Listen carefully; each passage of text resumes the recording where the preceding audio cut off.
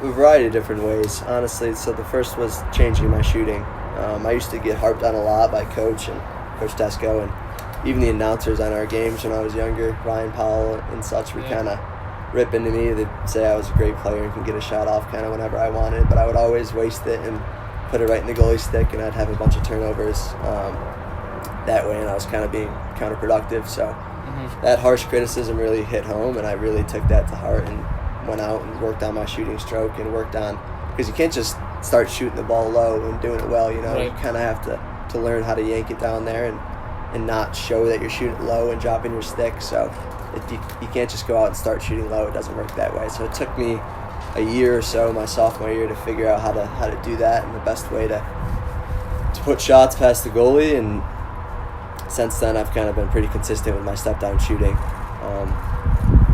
But the other side is dodging as a midfielder. And when I was a sophomore, we had two freshmen come in, which I play with now, and they're my best buddies, but Tucker Dordovic and Brendan Curry.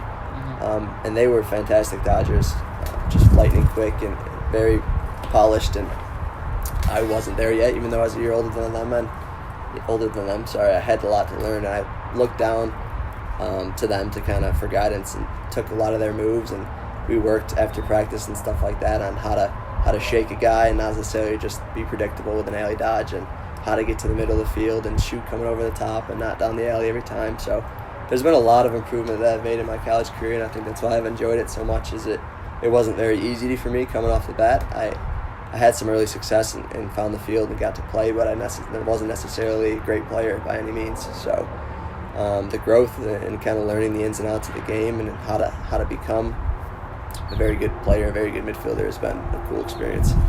Right, yeah, I can attest to that. Honestly, taking pieces of somebody's game, I think, has been my biggest part of my development. It's like I learned literally 2 weeks ago, we played a game with PLL guys, and I learned from a move from Gutty, and I just took it. I'm like, I'm going to start doing this now. Yeah, it's the best way. I did it later on, and I was like, wow, this works perfect. So it's definitely huge taking pieces of people's games. That's something for like a life, honestly. Yeah, so you look to successful people and see how they're doing things, and you kind of shorten the learning curve that way. They're doing it, they're successful with it. There's no reason why if I emulate that, I can't have success too. So that's definitely a big thing I've learned in college. No doubt.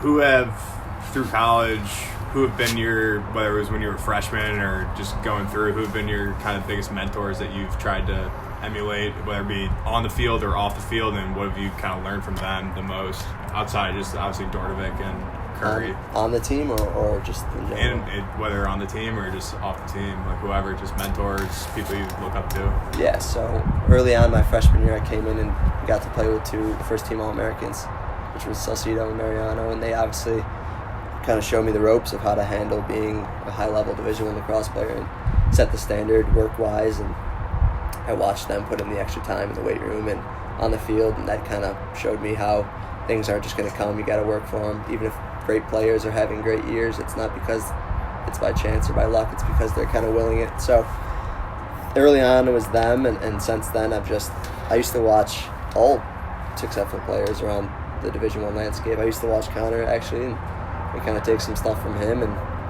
just other players. Ryan Brown, when I was younger, was big because, like I said, I had to relearn how to shoot.